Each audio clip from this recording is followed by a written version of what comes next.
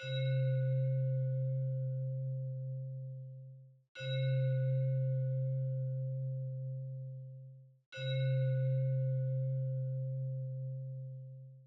guys, welcome back to Eureka Springs Aikido. I am Sensei Zach.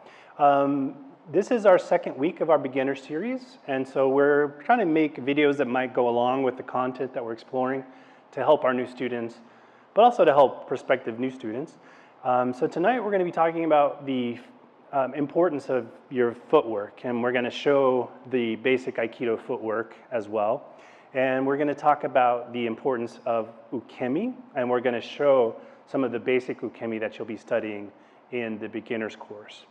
Like I mentioned last week, a lot of people quit Aikido primarily because of the footwork, and my teacher, Sean Hannon Sensei from Castle Rock Aikido, he codified the footwork, which I had never seen done before. And once that codification, once I learned that, and I could understand why it was challenging for me to figure the footwork out. It's kind of there are some similarities to boxing. So if you happen to be a boxing student, your footwork you'll pick up the Aikido footwork pretty quickly. And then we're going to talk we're going to show Ukemi as well. Now, as I mentioned last week, in my opinion, Ukemi is one of the most important things you can learn just for living and survival. I was telling a story earlier about one of my students. She was a 16-year-old girl, and she was riding her bike across a rocky trail right here in Eureka around Leatherwood. And there was a stump sticking out at a perfect angle that she could not see. And when her front tire hit that, she flew off of her bike. And she flew off of her bike right over the handlebars. And she did a forward roll, and she got back up. And she got on her bike and continued her journey. She had some scrapes and stuff, but nothing broken and no concussions. And so we're going to show you that forward roll here in a little bit. But as I was saying, the Ukemi stuff that you learn in Aikido is really helpful for just getting through. And if you ever fall or you ever trip, which I know I have, you want to have some skills so you don't land on your arm incorrectly or hit your head against the pavement.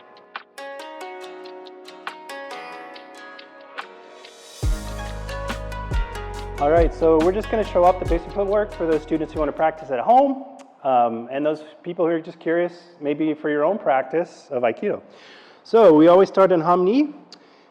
In Japanese, Hamni, it means half of your body. So you present half of your body to an aggressive person as opposed to being flat-footed, and they have all these targets. Now I've limited their targets to right here. Okay, so we start in Hamni, and the way we can check that is you want your feet to be on one line, all right? Now, some schools will be a little bit different. This is just traditionally how you start. All right, so our first movement is a step. So we're moving forward in space. So we step, and we want to end up right on that line. Okay? That's movement number one, step. Movement number two is slide. So I thrust off my back foot and slide forward. Movement number three is a pivot. So someone's behind me. I just turn my hips. Step number four is a turn. So it's also called tenkan in Aikido. So front foot opens, back foot follows. And if you notice, if I'm doing this correctly, I always end up back on the line, and my feet aren't kind of wobbling. All right, and then step and then turn. So we enter, open, turn. All right, and now we start moving backwards in space. So the first is to slide back. We launch off the front foot. And then the last motion is to step back.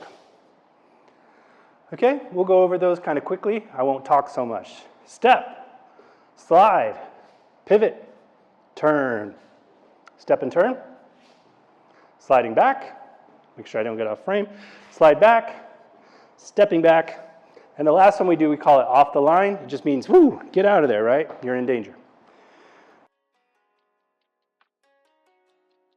Step, slide, pivot, turn, step and turn, slide back, step back, off the line.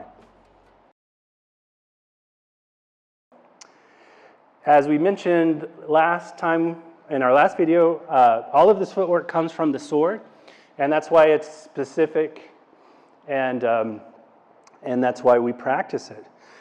I will say though, in a self-defense situation, you're not thinking so much about this. We start to just ingrain it, and so if I'm in danger, I just move back, right? Or if I'm in danger, I get out of the way.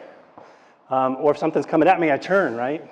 So eventually you don't have to think so much about your footwork, but unless you have it ingrained in your body, it's kind of hard to, it's hard to try Aikido if you don't have that stuff down.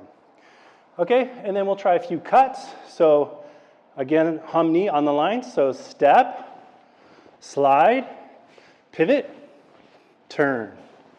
Step and turn, slide back, step back, off the line.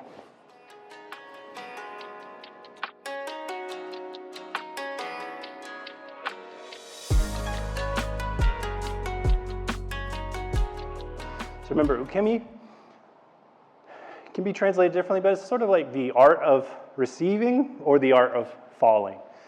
So we want to be able to fall safely. So the first thing that we study in beginner's course is the backwards fall. So if we do it at speed, looks like this. So I fall, I want to disperse the weight on kind of the soft parts of my body. I keep my head off of the floor, and I do not lay flat on my back to get winded. Use my hands to help me come up. So we break that down for the beginners as toes, knee, sit. So I'll just do that really quickly. So we do toes, knee, sit. Head off the mat, up, back up. At speed, we don't even count. We're down. So sometimes I don't even step into it, right? Sometimes my leg's back here, and I'm down. So again, I'm on the side of my body, my head's not on the ground, and I haven't landed on my back. So that is some of the backwards falls that we study. And sometimes we like to kind of pretend we're on the ice, just because like suddenly falling is different than having a planned fall. So stepping on the ice, slipping, and I still get to practice staying safe and not breaking my arm, right? Without any training, probably all of this is going to get broken, right? Or you just smack your head. Okay, so those are our backwards falls that we study. And that's not just for slipping. Sometimes we throw someone and they have to take a backwards fall. So we do a lot of throwing in Aikido. We also work on forward rolls. So forward rolls.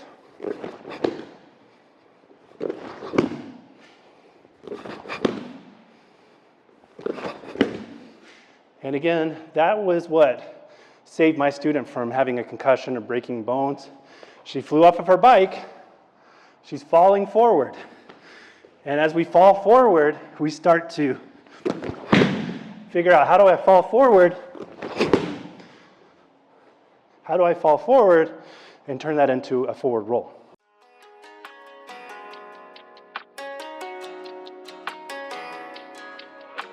So from a low position, I want to thread my arm through and kick my leg back.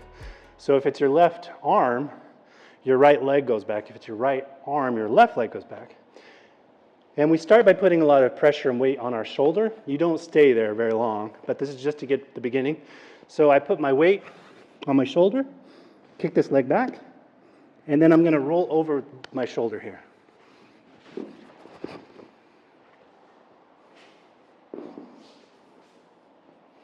So right arm, left leg, it kind of threads through, kicks back, and we actually lay on the shoulder. And then we roll over that shoulder. Okay? And then you put a little bit of spice on it, and you can get your momentum to help you through. Now that's just from a kneeling position. As we start to work our way up, I like to think of trying to push down. So instead of a push up, I'm pushing down. And as I push down, I help myself. So I connect with the mat, and I'm holding myself up. And then on my own, I lower myself. And I can turn that into a forward roll.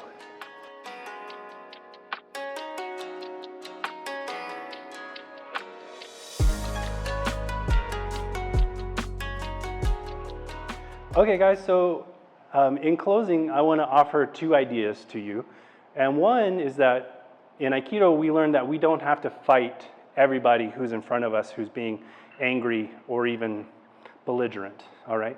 So just because there's someone in front of you being mean or rude, it doesn't mean that you're going to have to swing on them. So in Aikido, we kind of learn to keep separate from people who are being aggressive and angry. But we also learn that we don't always have to stay in a situation that's dangerous. We're not obligated to fight somebody just because they want to fight. And then the other idea that Aikido offers is that it's going to be easier for you to protect yourself if you're not focused on attacking someone else. And this is an idea that we study in the dojo quite a bit, is if all I want is to stay autonomous and away from somebody, I'll have an easier time defending myself if I'm not focused on getting in there and attacking them.